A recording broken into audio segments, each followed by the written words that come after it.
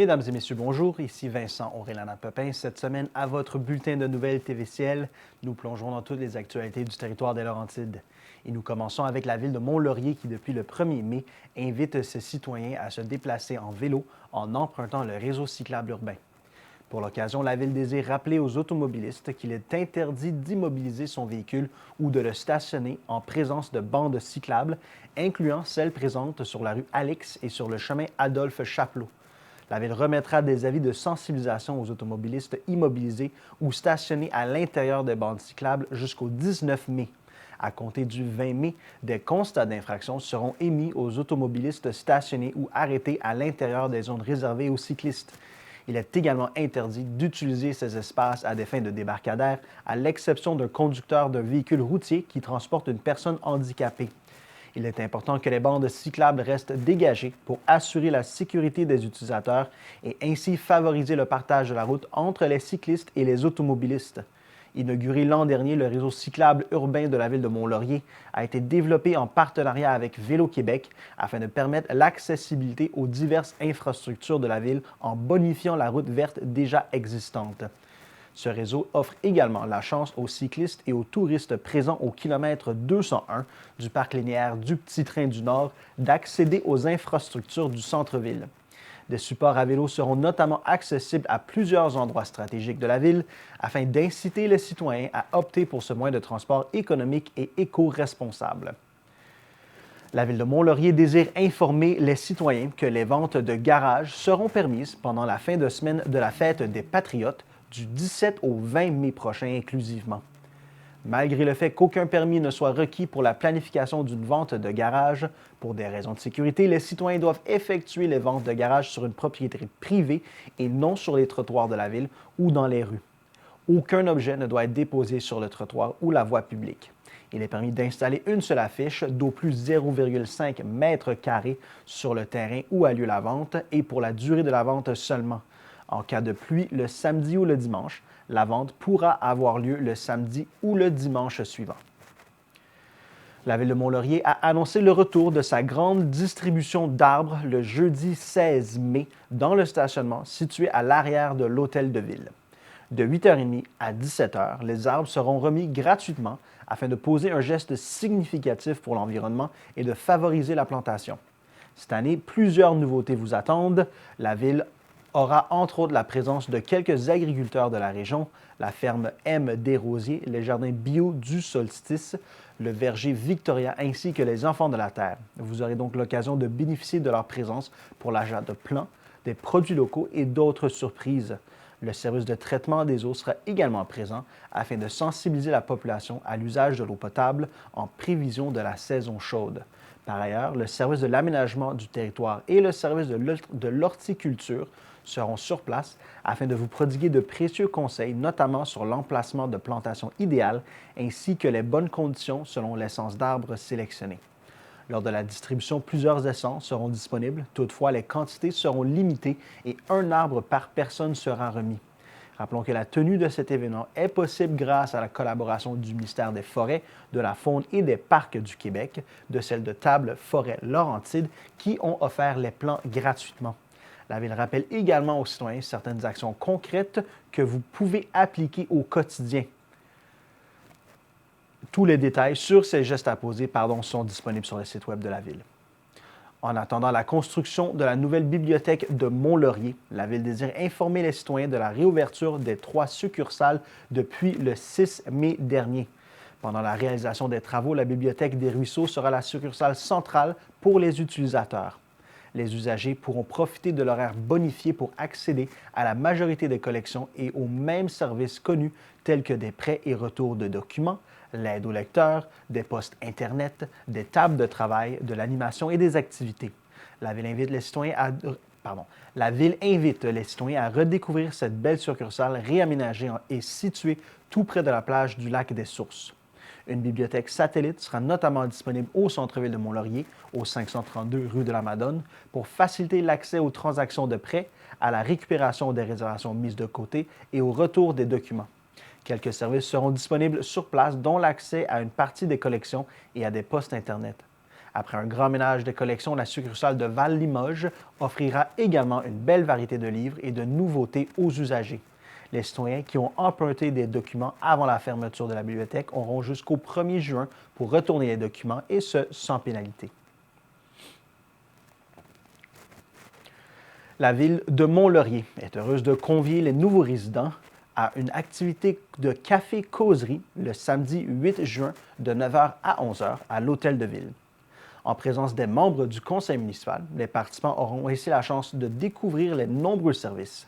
Dans le cadre de la planification stratégique 2023-2025, le développement d'outils d'accueil des nouveaux citoyens demeure l'une des actions à poursuivre et à bonifier au cours des prochaines années.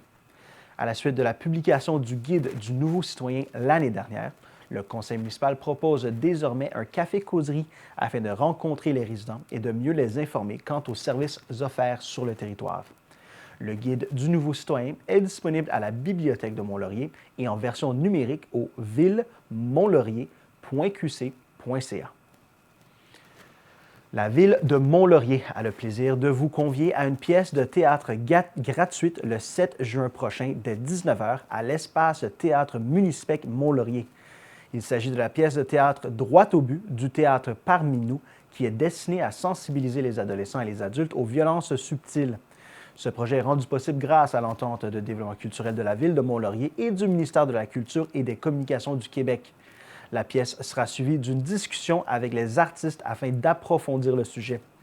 Si vous aimeriez alimenter cette future discussion, vous avez jusqu'au 30 mai pour soumettre vos questions à adresser aux artistes par courriel à ramsey@ville-de-Mont-Laurier.qc.ca. La Ville de Mont-Laurier invite les citoyens à aller assister en grand nombre à cette pièce engagée qui permet une prise de conscience sur l'importance de lutter contre la violence conjugale. Aucune réservation de billets n'est requise. Il ne vous suffit que de vous présenter à la porte le jour de l'événement. Les premiers arrivés seront les premiers assis. La Ville de Mont-Laurier est heureuse d'entamer officiellement la saison des travaux 2024. Au total, près de 6,3 millions de dollars seront investis dans les différentes infrastructures de rues, de chemins et de trottoirs, sans oublier des investissements qui bonifieront l'offre de services en matière de culture et de loisirs en permettant ainsi de poursuivre le plan stratégique 2019-2025 de la Ville. En plus de proposer un lieu accueillant et accessible, la nouvelle bibliothèque de Mont-Laurier permettra également de grandes possibilités sur l'enrichissement collectif et l'éducation continue.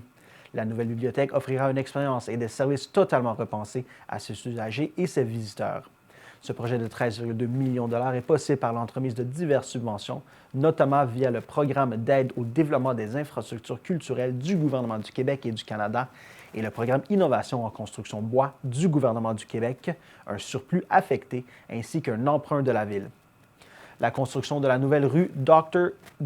Yvan Marcotte dans le secteur des avenues est prévue afin de faciliter l'accès aux nouveaux logements récemment construits et à poursuivre le développement immobilier. Ces travaux s'échelonneront sur une période d'environ 5 semaines, pendant lesquelles la construction de la structure de la rue et de bordure sera effectuée en plus de l'asphaltage de la chaussée. Ce projet représente un investissement de près de 800 000 $ dans le cadre d'une entente promoteur où le promoteur assume 60 % des coûts des travaux. De plus, la construction d'une nouvelle rue menant jusqu'au lac Thibault sera également déployée afin de supporter le projet de construction du chalet du centre plein air Mont-Laurier et d'éventuels projets de développement commercial et résidentiel. La réfection de la rue Chasles entre la rue de la Madone et le boulevard Albini-Paquette est notamment prévue au cours de l'été, ainsi que la réfection de la rue Mercier au centre-ville. La reconfiguration de l'intersection des rues Chasles et Mercier sera également effectuée lors de ces travaux, en plus de l'asphaltage de la chaussée et des trottoirs. Ces travaux poursuivront la revitalisation du centre-ville, représentant un investissement de près de 700 000 $. Suivant plusieurs problèmes d'érosion du sol, des travaux majeurs doivent être entrepris pour changer la structure complète du ponceau de 10 mètres de diamètre sur la rue Godard. Un investissement de plus de 1 million de dollars, financé en grande partie par une aide financière du programme d'aide à la voirie locale. Pour le secteur Autodrome, les travaux consistent à réaliser la dernière phase du secteur de l'Autodrome par la réfection de 2 tronçons de rue, soit la rue Yvonne-Vanier et la rue des Joncs. Le secteur de l'Autodrome aura donc été remis à neuf au cours des 5 dernières années. Pour le secteur de l'hôpital, la troisième phase de réfection des rues de ce secteur se poursuit avec la réalisation d'un autre tronçon de la rue de l'Éliante. Au total, la mise à niveau de ce secteur est échelonnée sur une période approximative de 10 phases, qui représente plus de 3 millions de dollars en investissement au cours des prochaines années. En milieu rural, l'obtention de 2 aides financières totalisant un peu plus de 2 millions de dollars par le biais du programme d'aide à la voirie locale permettra la réfection de plusieurs tronçons de chemin sur la route Eugène-Trinquier, le chemin Tour du lac des Îles, le chemin Adolphe Chapelot, afin d'appuyer la réalisation de son plan stratégique 2019-2025 et ainsi poursuivre ses efforts pour offrir un milieu de vie accueillant et de qualité à ses citoyens. Près de 300 000 $ seront investis pour la continuité de la seconde phase du plan cyclable urbain et l'aménagement de la piste cyclable au pôle sportif se poursuivra afin de faciliter les déplacements pour les usagers entre les différents plateaux sportifs. Dans le cadre du budget participatif citoyen, une portion du sentier intergénérationnel André Bolduc, situé à l'arrière de l'Hôtel de Ville, sera notamment illuminé à compter de cet été. Rappelons que ce projet a cumulé le plus de votes auprès des citoyens dans le cadre de la 4e édition du budget participatif citoyen. Soulignons que le conseil municipal avait réservé un montant de 30 000 $ cette année pour la réalisation d'un projet déposé par un citoyen. En terminant, la troisième phase de déploiement du plan directeur des parcs se poursuit avec la réfection et la mise à niveau des parcs des Tétras et de la Colline. Une nouvelle étape est franchie dans le cadre du projet de construction de la nouvelle bibliothèque de Mont-Laurier. Les travaux de désamiantage et de déconstruction du bâtiment sont désormais terminés. La démolition du bâtiment actuel à l'angle des rues Dupont et Salaberry a déjà débuté, une phase importante dans la concrétisation de ce projet essentiel à la communauté. Rappelons que le bâtiment actuel de la bibliothèque était jadis un entrepôt de bière. A priori, les lieux n'avaient pas été conçus et aménagés pour accueillir les services d'une bibliothèque moderne. Le piètre état des lieux et la rénovation du bâtiment engendraient des coûts très importants à la Ville, sans pour autant atteindre les nouveaux standards des bibliothèques publiques du Québec. L'emplacement actuel de la bibliothèque de Mont-Laurier a été conservé étant donné sa position privilégiée au centre-ville, facilitant l'accès à tous les citoyens. Rappelons que l'échéancier de la nouvelle construction de la bibliothèque de Mont-Laurier sera réalisé au cours des 16 prochains mois. Revenez-nous après la pause.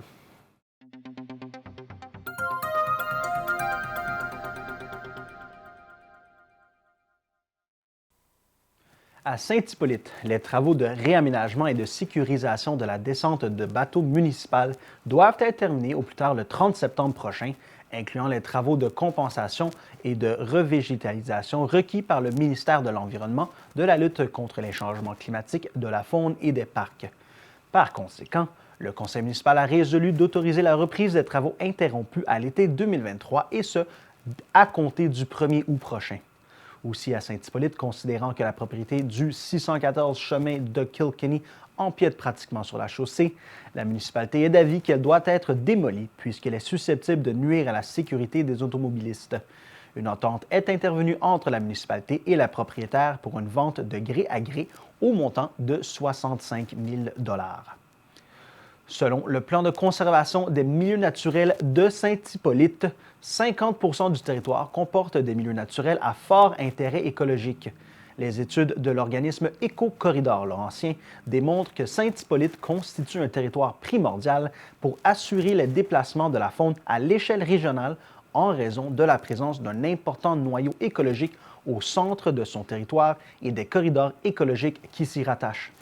Considérant que la loi sur l'aménagement et l'urbanisme permet au conseil municipal d'adopter une résolution de contrôle intérimaire afin d'interdire la nouvelle utilisation du sol, construction et demande d'opérations cadastrales, il a été résolu d'imposer un contrôle intérimaire à l'ensemble du territoire de Saint-Hippolyte afin d'interdire les nouvelles demandes d'opérations cadastrales visant à créer une rue ou à prolonger une rue existante qui n'a pas fait l'objet d'un protocole d'entente entre un développeur et la municipalité, et également les nouvelles demandes d'opérations cadastrales visant la création d'un lot destiné à accueillir un bâtiment principal, à l'exception des demandes relatives à la création de lots riverains des segments de rue pour lesquels un protocole d'entente entre un développeur et la municipalité. Également interdits sont les demandes pour la construction d'une rue qui n'a pas fait l'objet d'un protocole d'entente entre un développeur et la municipalité. Aussi, la construction d'une allée véhiculaire pour un projet intégré qui n'a pas fait l'objet d'un permis de construction.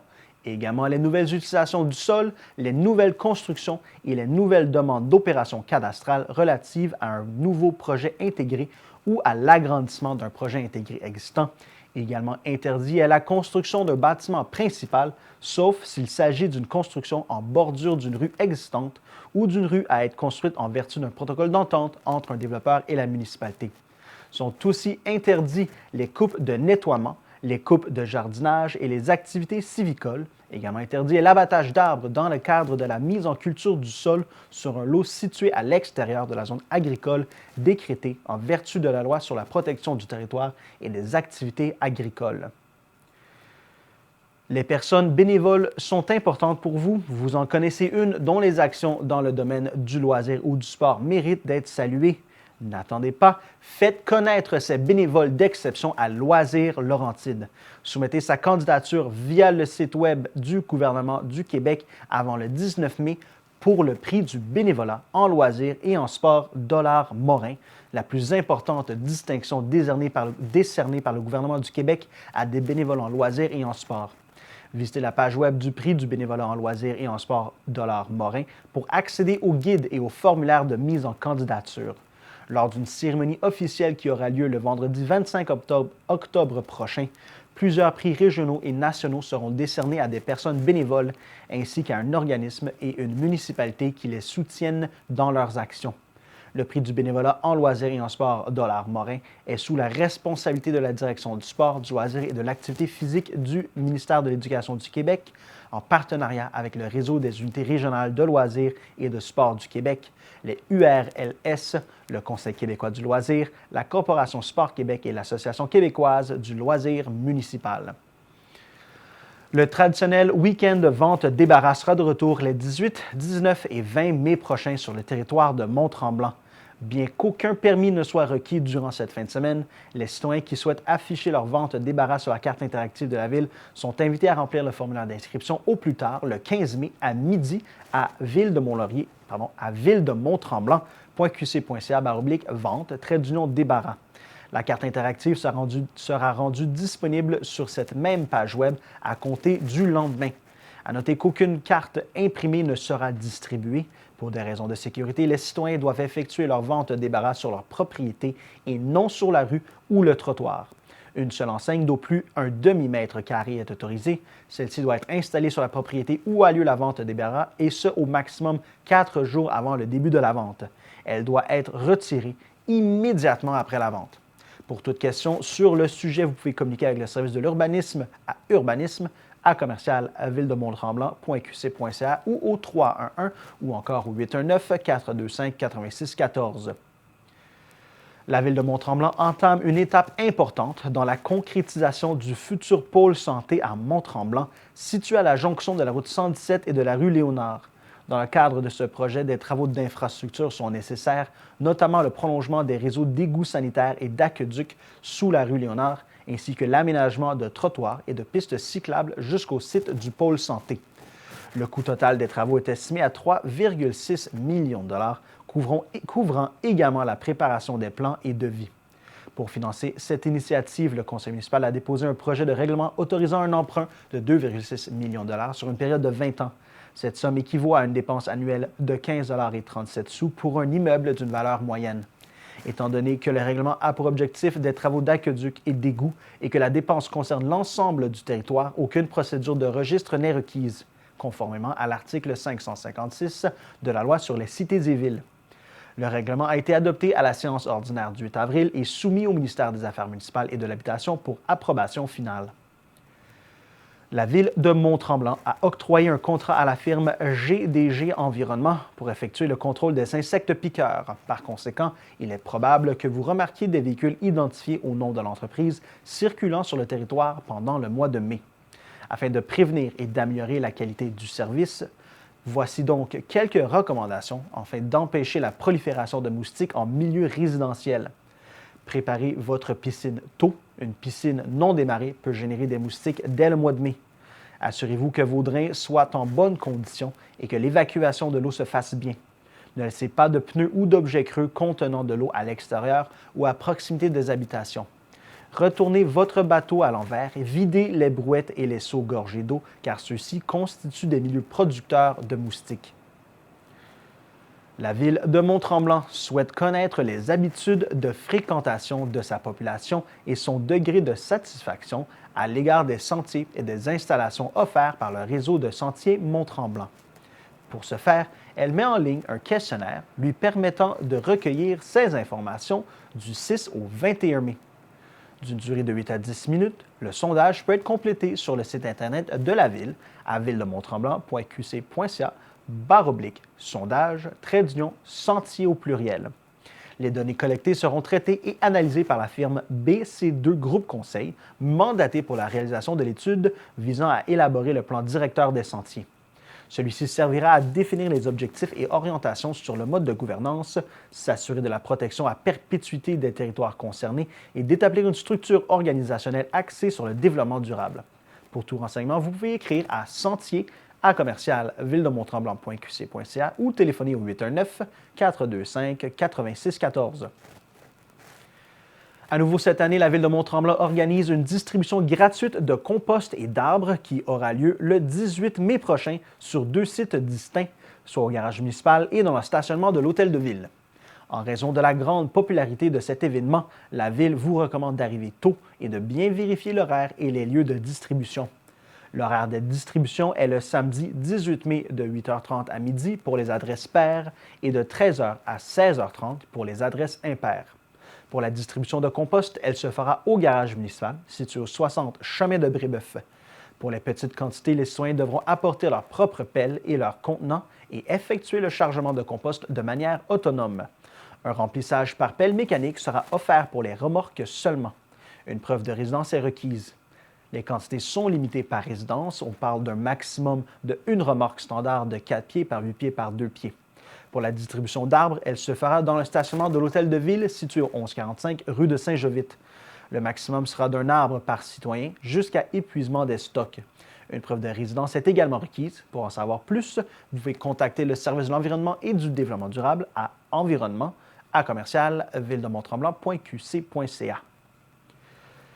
À la suite de l'annonce récente de la mise en vente de 2 immeubles emblématiques situés dans le secteur du village, soit le 1850 chemin du village, plus communément connu sous le nom de Chalet Charlie, et le 1885-1887 chemin du village au coin de la rue du Couvent, la Ville de Mont-Tremblant tient à apporter des précisions sur sa décision qui a suscité des questionnements au sein de la communauté.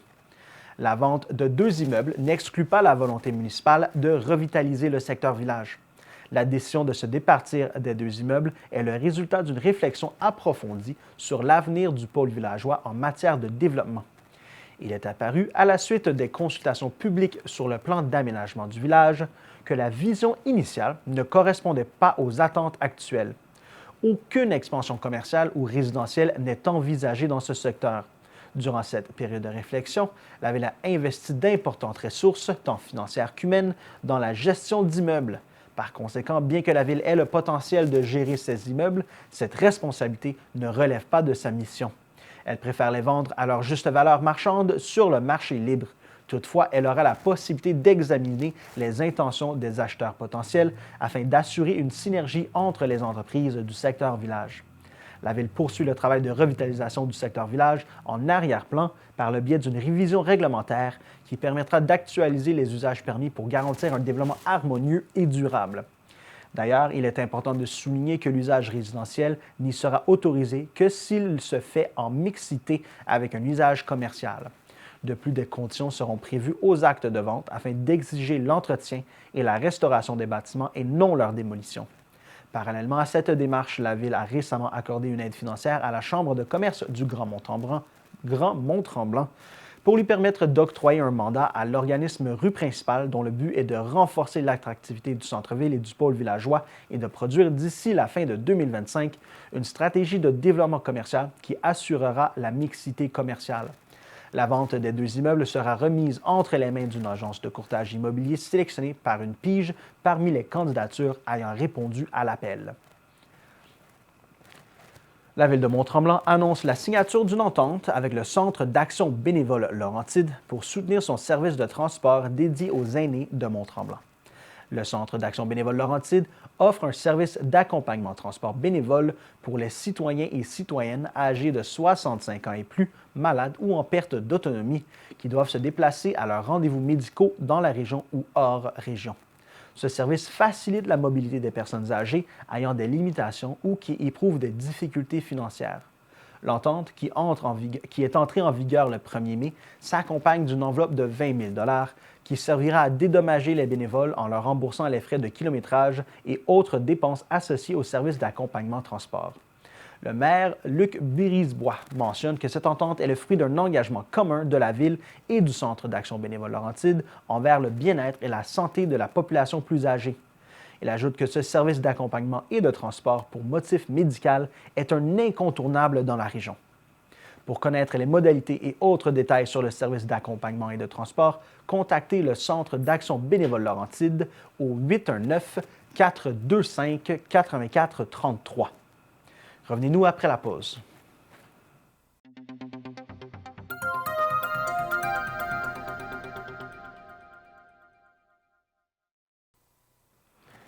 La carte bleue est désormais obligatoire pour accéder quotidiennement à la rampe privée de mise à l'eau du lac Tremblant.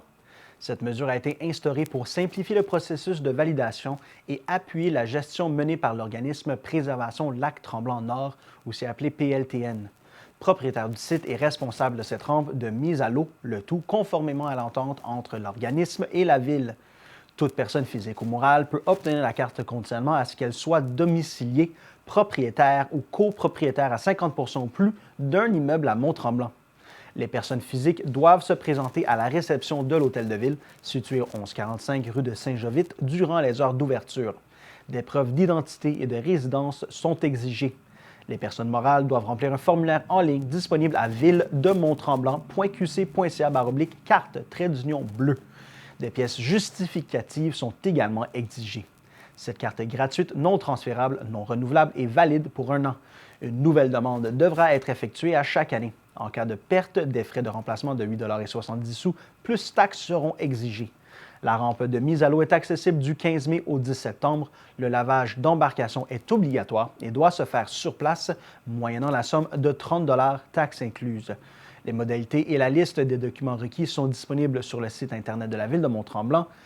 Pour tout renseignement, communiquez avec le service du greffe par courriel à greffe@ville-de-monttremblant.qc.ca ou téléphonez au 819-425-8614.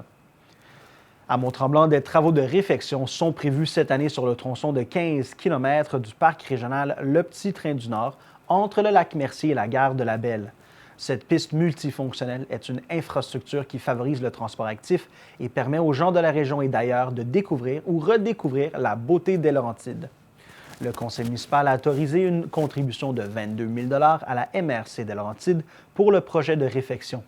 Cette dépense provient d'un quote-part payable à la MRC des Laurentides qui chapeaute ce projet. Un document explicatif détaillant les bénéfices environnementaux, sociaux et économiques en lien avec le projet de réfection peut être consulté sur la page web mrclaurentide.qc.ca/dossier-en-cours. La réglementation municipale de la Ville de Mont-Tremblant concernant les animaux a été mise à jour afin de faciliter le renouvellement des licences pour chiens et chats. Dorénavant, le renouvellement de la licence se fera à la date de l'inscription de l'animal sur la plateforme Émilie, soit annuellement pour un chien et aux 2 ans pour un chat. Toutefois, la licence pour un animal inscrit avant le 1er janvier 2024 devra être renouvelée avant le 1er juin 2024 et à cette date chaque année, quelle que soit la date d'inscription initiale. Il est recommandé de faire l'inscription et le renouvellement en ligne sur le site emily.pet. Pour toute question, il est possible de communiquer avec le service des travaux publics au 819-425-8614. C'est lors de la séance ordinaire du conseil municipal du 15 avril dernier que la ville de Saint-Sauveur a adopté son premier plan de conservation des milieux naturels. Ayant pour objectif la conservation et la valorisation des milieux naturels, ce plan s'inscrit dans le plan d'action en environnement 2021-2023. Le territoire de Saint-Sauveur comprend une diversité de milieux naturels avec une proportion importante de milieux forestiers, ainsi que de nombreux milieux humides et hydriques et éléments d'intérêt écologique et récréotouristiques. L'élaboration du plan de conservation des milieux naturels a donc nécessité la mise en place de plusieurs actions afin de collecter les informations clés essentielles, soit la réalisation d'un portrait des milieux naturels présents sur le territoire, un sondage en ligne et une consultation publique menée auprès de la population et des autres parties prenantes du territoire, également la production d'une analyse de connectivité écologique locale des milieux naturels, et également la réalisation d'une analyse multi-critères des milieux naturels afin de déterminer leur valeur écologique et sociale et établir une priorisation des milieux naturels sur le territoire. 9 grandes stratégies ont été identifiées suite à ces analyses et consultations, dont découlent 24 objectifs et 43 actions à mettre en place sur une période de 10 ans. Pilotée par Éco-Corridor Laurentien, la démarche de co-création s'est étalée sur 1 an en collaboration avec les acteurs clés du territoire, soit les élus et fonctionnaires municipaux, des membres du comité consultatif en environnement de la ville, un représentant de l'Association pour la protection du lac Prévost, l'organisme de bassin versant de la rivière du Nord et l'Institut des territoires. Cette démarche exprime la volonté de la Ville de jouer un rôle de premier plan dans la protection de son patrimoine naturel et contribuer à la préservation des milieux naturels du sud du Québec, ainsi qu'à l'atteinte de la cible gouvernementale de protéger 30 du territoire d'ici 2030.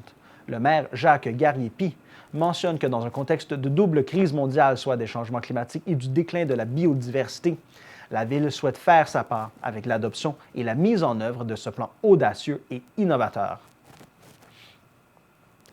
À Saint-Sauveur, en raison de la présence de milieux humides et hydriques, les travaux d'aménagement de passerelles prévus sur le réseau de sentiers La Marquise ont débuté le 6 mai dernier.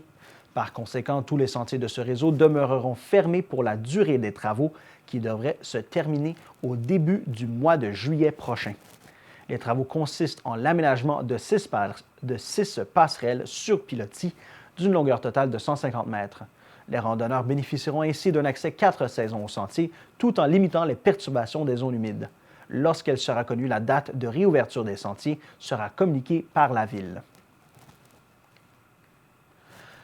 Val-David a entrepris des travaux de rinçage unidirectionnel sur les réseaux d'alimentation en eau potable. Ces travaux d'une durée de 6 à 8 semaines réalisés par le service des travaux publics visent à améliorer à la fois la sécurité en cas d'incendie et la qualité de l'alimentation en eau potable du réseau d'aqueduc municipal. Ils permettent également d'augmenter la durée de vie des conduites et de vérifier périodiquement le bon fonctionnement des accessoires. Le résultat escompté devrait se traduire par un nettoyage complet de toute trace de rouille dans les conduites principales et secondaires du réseau de distribution, ainsi que par une augmentation progressive des pressions et des débits. Ultimement, ces travaux permettront aux employés du service des travaux publics d'ouvrir les bornes fontaines en tout temps sans provoquer de turbulences dans les conduites pouvant entraîner une coloration de l'eau. Conséquemment, il peut y avoir une baisse de pression d'eau accompagnée ou non d'une coloration rougeâtre. Cela peut occasionner certains désagréments, dont des taches sur les tissus lors du lavage des vêtements. Même si elle peut être consommée sans danger, il serait préférable de ne pas boire cette eau colorée. Si votre eau est colorée, la municipalité vous conseille d'ouvrir les robinets d'eau froide et de laisser couler l'eau jusqu'à ce qu'elle devienne incolore. Comme il s'agit d'une opération d'envergure, l'eau colorée peut se présenter à divers intervalles dans tous les secteurs visés. Il est donc recommandé d'effectuer votre lessive entre 18 h et 7 h 30 pendant la période de travaux qui concerne votre secteur. Si, lors des opérations après un lavage, des taches de rouille apparaissent sur les tissus, le service des travaux publics pourra vous fournir sans frais un produit de nettoyage facile à utiliser. Pour ce faire, vous devez vous présenter à la mairie pendant les heures d'ouverture. Dans le but de rationaliser les opérations, les travaux se dérouleront sans horaire défini. Tous les secteurs peuvent donc s'attendre à être affectés à tout moment durant cette période. Pour tout renseignement, communiquez avec le service des travaux publics au 819-324-5678 au poste 4223. La municipalité de Val-David est fière d'annoncer le lancement officiel de sa nouvelle politique Famille et aînés, fruit d'une collaboration étroite entre divers acteurs du milieu. Approuvée par le conseil municipal en mars dernier, cette politique guidera les actions futures de la municipalité dans le but de favoriser le bien-être des citoyens. Le lancement s'est tenu le 25 avril dernier en présence de représentants des familles, des aînés, des organismes communautaires, des institutions d'enseignement et de la petite enfance locale, du CI3S de Laurentides, ainsi que quelques membres de l'administration et du conseil municipal, tous ayant contribué activement à ce projet. Cette politique vise à répondre aux besoins croissants de la population, notamment en matière de vieillissement et d'accueil des nouvelles familles. Selon la mairesse Dominique Forget, le plan d'action qui en découle guidera les interventions pour assurer le développement d'un environnement propice à l'épanouissement des familles et des aînés.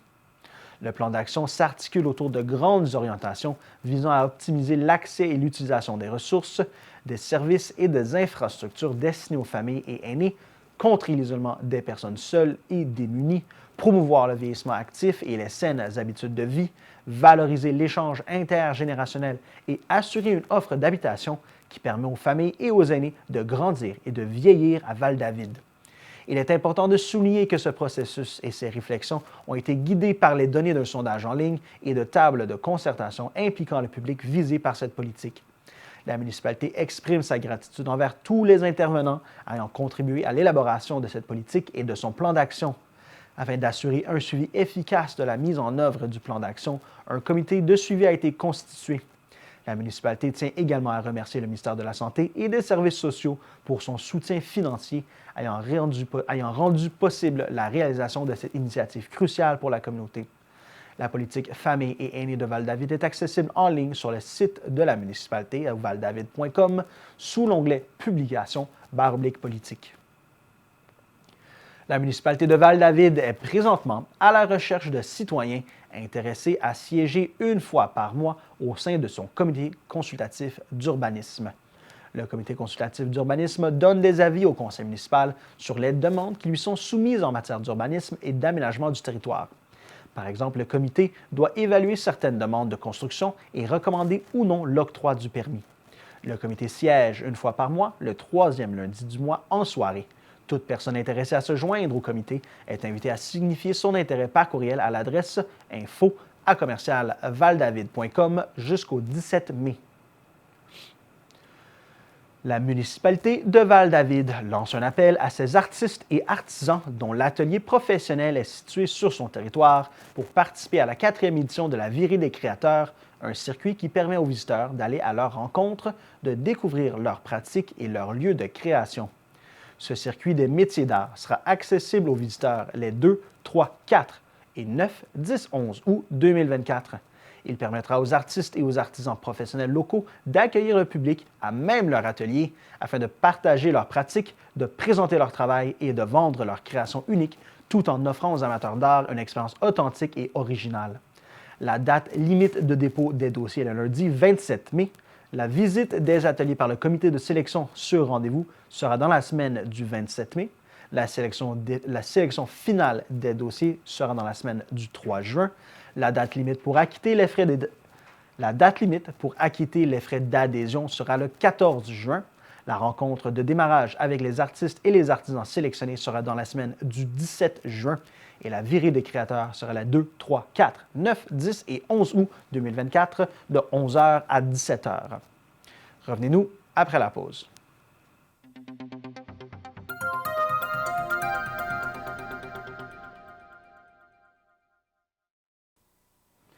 Le Festival de l'Anaudière est heureux de dévoiler que Farah Ali Bey, l'irrésistible ingénieur en aérospatiale ayant grandi à Joliette, sera la tête d'affiche lors du concert d'ouverture le 6 juillet prochain avec l'orchestre de l'Agora et son chef fondateur Nicolas Ellis.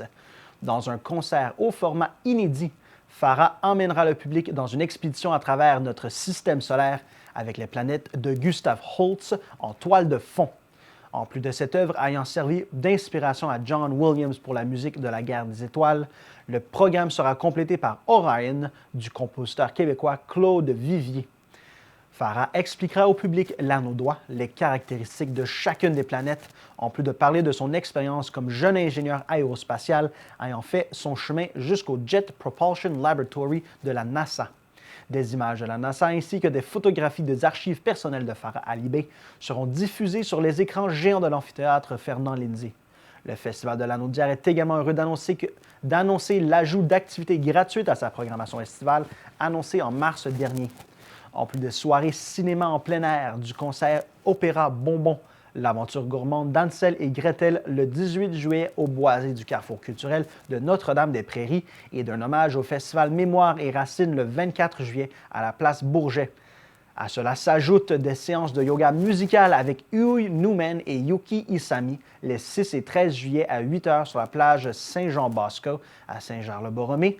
Un atelier de chant choral pour ceux qui désirent lâcher leur fou en chantant et en improvisant en chœur le 3 août à 10 h au parc Casavant des Rochers. Le retour de la journée porte ouverte à l'amphithéâtre Fernand Lindsay le 18 juillet avec des activités de découverte de la musique pour toute la famille, dont le concert La Révolte des Anciens avec Arion Orchestre Baroque. Une messe des artistes gratuite à la cathédrale de Joliette avec le chœur du Musée d'art de Joliette et trois solistes dans la messe solennelle de Sainte-Cécile de Gounon. Quoique l'entrée soit gratuite, il est recommandé de réserver sa place pour ces activités très convoitées. Le Festival de la Naudière est heureux de constater la grande demande pour ses concerts cette année encore. En effet, les ventes sont en hausse de 25 % par rapport à la même date l'an dernier et l'inventaire des billets sous le toit de l'amphithéâtre commence à être restreint pour certains concerts. Dépêchez-vous donc de réserver vos places. Pour connaître la programmation complète, rendez-vous au lanaudière.org. À Sainte-Adèle, au total, près de 300 citoyens ont participé aux 3 soirées de consultation publique tenues les 23, 29 et 30 avril dernier dans le cadre de la démarche de planification intégrée du secteur Chanteclair entrepris à l'automne 2023.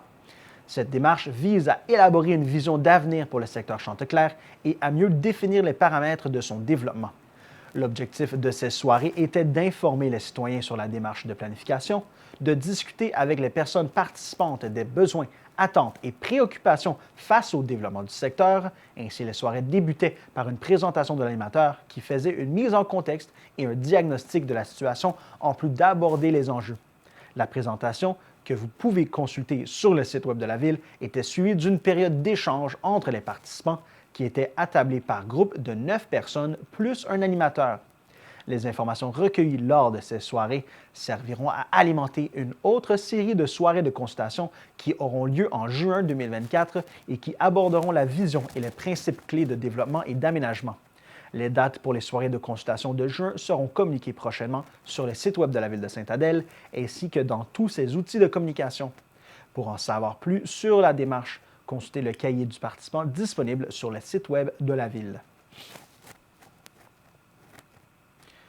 La MRC des Laurentides a reçu une aide financière du gouvernement du Québec afin d'aller de l'avant avec ses projets d'aménagement du parc Éco-Laurentide situé à Mont-Blanc. Dans le cadre du 4e appel à projet du volet 2 du programme d'aide à la mise en valeur du territoire public, la MRC de Laurentides est fière de se voir attribuer une aide financière de 79 255 $ et souhaite remercier la députée de la Belle Chantal Janotte ainsi que la ministre des Ressources naturelles et des Forêts, Maïté Blanchette-Vézina. Afin de contribuer à la vocation éducative de ce territoire naturel public, la MRC de Laurentides abondera la somme de l'aide financière du même montant afin de démarrer les 3 projets suivants au cours de l'année 2024. Le parc Éco-Laurentien a le potentiel de devenir un lieu incontournable pour l'éducation environnementale, la sensibilisation à la nature et la préservation de l'environnement dans la région. L'approche philosophique qui a guidé la réflexion de ces projets est profondément enracinée dans la connexion avec la nature. Elle repose sur la conviction que l'apprentissage en plein air, l'exploration de la nature et l'interaction avec l'environnement naturel sont des moyens puissants d'éducation. Il y aura création d'une classe nature. La classe nature sera un espace d'apprentissage en plein air à destination du grand public. Elle sera adaptée pour les groupes scolaires afin de prodiguer de l'enseignement en lien avec le milieu naturel. Ces aménagements favoriseront la contemplation, le travail collaboratif, l'observation de la faune et de la flore, la collecte d'échantillons sous supervision et la discussion de groupe. Il y aura un parcours d'hébertisme. Ce parcours offrira aux enfants bien plus que de simples exercices physiques. En plus de favoriser le développement moteur, la coordination et la force physique, cette activité ludique stimulera également des aspects cruciaux de l'apprentissage. En créant un environnement d'apprentissage interactif et stimulant, ce parcours offrira aux enfants une expérience éducative holistique qui contribue ainsi à leur croissance intellectuelle, émotionnelle et sociale. Il y aura aussi la création d'un sentier thématique éducatif sur les produits forestiers non ligneux. Ce sentier offrira aux visiteurs un parcours lui permettant de découvrir la richesse qui l'entoure. Ce sentier comportera plusieurs avantages, dont l'éducation à la foresterie, la valorisation de la biodiversité, la sensibilisation aux enjeux environnementaux, la promotion de l'exploitation durable des forêts et aussi le renforcement des liens culturels. Rappelons que le programme d'aide à la mise en valeur du territoire public a été lancé en avril 2022 afin d'appuyer la mise en œuvre du plan de mise en valeur du territoire public 2022-2026. Ces deux initiatives concourent à l'amélioration de la qualité de vie des milieux régionaux par la mise en valeur du territoire qui permet de soutenir nombre de leurs activités. Le programme est doté d'une enveloppe de 24 millions de dollars sur 4 ans pour soutenir différents projets de la part des municipalités, de petites et de moyennes entreprises, d'organismes à but non lucratif et de communautés autochtones. Le comité de sécurité incendie de la MRC des Laurentides annonce l'entrée en vigueur du schéma révisé de couverture de risque en sécurité incendie 2024-2034 de la MRC des Laurentides, ainsi que le renouvellement de l'entente d'assistance mutuelle relative à la protection contre l'incendie, les sinistres et les sauvetages entre Mont-Tremblant, Labelle, Val-des-Lacs et la région incendie des Monts. Le comité de sécurité incendie de la MRC des Laurentides s'est réuni la semaine dernière avec les 3 directeurs incendie de la MRC des Laurentides. Le comité a tenu à souligner l'arrivée d'Éric Falker, nouveau directeur incendie de la Régie incendie des Monts. Il rejoint donc Martin Cossette, directeur incendie de la municipalité de Labelle, et Mathieu Darmanin, directeur incendie de la ville de Mont-Tremblant en périphérie. En juin 2000, le gouvernement du Québec adoptait la loi sur la sécurité incendie qui stipulait que les MRC devaient élaborer un schéma de couverture de risque en sécurité incendie. Ce schéma prévoit notamment des objectifs de protection contre les incendies et les actions requises pour les atteindre, et ce, en conformité avec les orientations déterminées par le ministère de la Sécurité publique. Prévention, analyse des risques, inspection, protection du territoire, intervention, de nombreuses responsabilités sont entre les mains des 3 services incendie. Pour cela, 13 casernes sont réparties sur le territoire de la MRC de Laurentides et 228 pompiers et officiers assurent la sécurité incendie sur le territoire. Ce personnel essentiel est formé et entraîné pour accomplir leur travail adéquatement et de façon sécuritaire. Afin d'atteindre l'objectif de conserver 30 % du territoire québécois d'ici 2030, la MRC des Laurentides a invité ces municipalités à participer à une consultation portant sur la priorisation des milieux naturels qui pourront faire l'objet de mesures de protection ou de conservation. Dans le cadre du mandat conclu avec Éco-Corridor Laurentien concernant la stratégie régionale des aires protégées de la MRC des Laurentides, ce sont 18 municipalités représentées par 36 personnes qui ont participé à la consultation.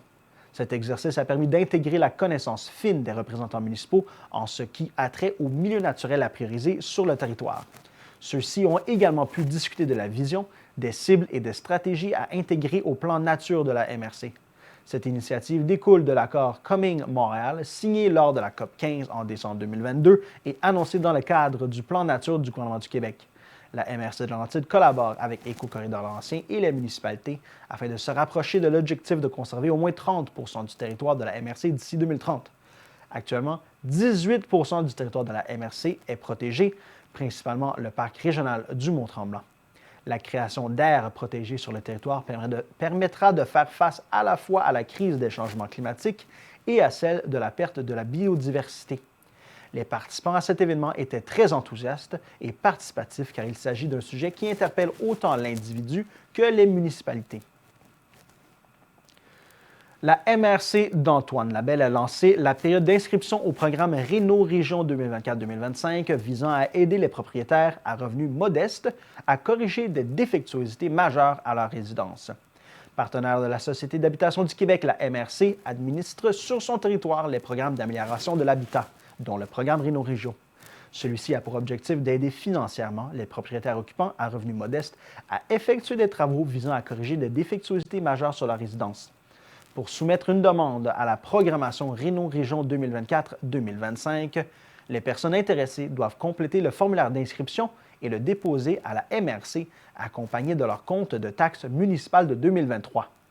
Des avis de cotisation fédérale et provinciale 2023 pour chacun des membres du ménage et de photos des défectuosités du bâtiment au plus tard le 20 mai 2024 à 17 h. Puisque les besoins en rénovation domiciliaire sont grands sur le territoire, les demandes admissibles seront évaluées par un comité en fonction des critères de priorisation des dossiers établis par la MRC. Les aides financières seront accordées en priorité aux dossiers les plus urgents. En 2023, la Société d'habitation du Québec avait alloué à la MRC d'Antoine Labelle un budget total de plus de 3 millions de dollars pour les programmations Réno-Région 2023-2024 et 2024-2025. Lors de la programmation 2023-2024, 72 ménages sur le territoire de la MRC ont bénéficié de subventions pouvant atteindre jusqu'à 25 000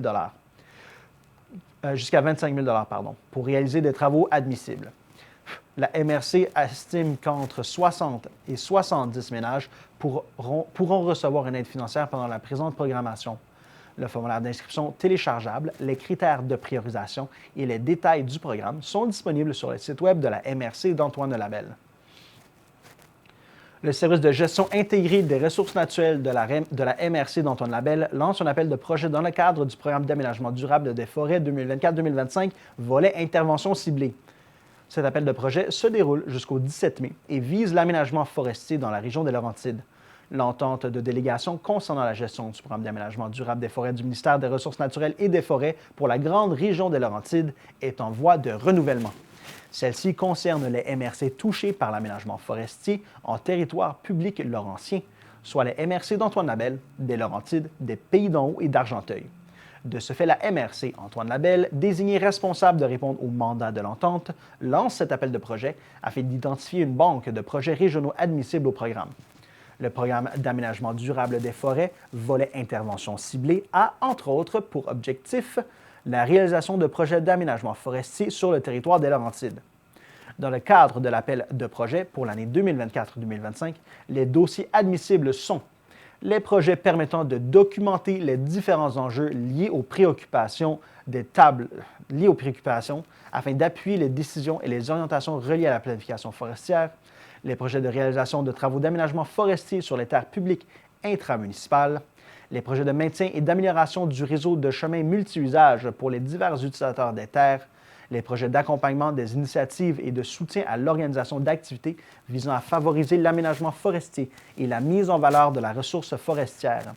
Les promoteurs intéressés à déposer un projet doivent d'abord consulter le guide du promoteur et ensuite soumettre une demande en remplissant le formulaire prévu à cet effet.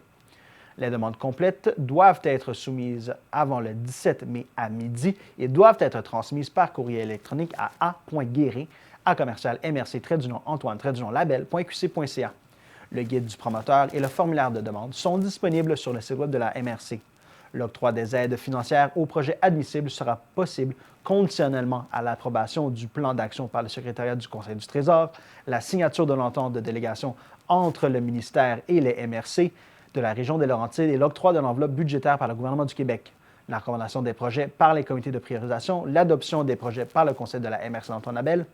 Pour toute question ou information supplémentaire concernant l'appel de projet, les promoteurs sont invités à contacter le service de gestion intégrée des ressources naturelles de la MRC d'Antoine Labelle au 819-623-3485 au poste 601 ou à l'adresse électronique a.guérin@mrc-antoine-labelle.qc.ca. La MRC des Pays d'en Haut et la MRC des Laurentides sont heureuses d'annoncer que le parc du corridor aérobique est ouvert depuis le 10 mai pour la saison estivale.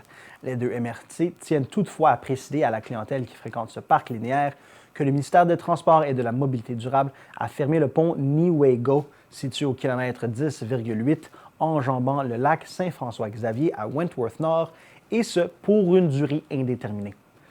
Aucun détour n'étant possible, les usagers du corridor aérobique en provenance de Moore Knights ou de la MRC des Laurentides n'auront d'autre choix que d'effectuer un demi-tour. À cet effet, une signalisation sera mise en place pour localiser la fermeture, indiquer où faire demi-tour et proposer des stationnements alternatifs. Conscient des impacts que cette fermeture peut causer sur l'expérience des usagers du parc du corridor aérobique, la MRC des Pays d'en Haut tient toutefois à rassurer le public. L'aller-retour depuis le pavillon d'accueil de Moore Knights offre près d'une vingtaine de kilomètres de plaisir, permettant de découvrir la région sous un angle rafraîchissant. Quant à l'aller-retour du stationnement du lac des Sées-Îles jusqu'au lac Saint-François-Xavier, les usagers pourront parcourir un peu plus de 20 kilomètres. Pour toute question sur l'entrave majeure occasionnée par la fermeture du pont Newaygo, le public est invité à communiquer avec le ministère des Transports et de la Mobilité durable. Pour toute information concernant le parc du corridor aérobique, vous pouvez visiter son site web ainsi que sa page Facebook. La population des Laurentides est invitée à découvrir l'Irlande, ses légendes, son histoire et sa musique lors d'une conférence musicale qui se tiendra le 16 mai de 13h30 à 15h30 au Café L'Entregent, situé au 1006 rue Valiquette à Sainte-Adèle. L'événement sera animé par Yves Fredette et mettra de l'avant le musicien Alan Jones. Voilà, c'était tout cette semaine pour votre bulletin de nouvelles TVCL. Je vous remercie d'avoir été à l'écoute. À la semaine prochaine.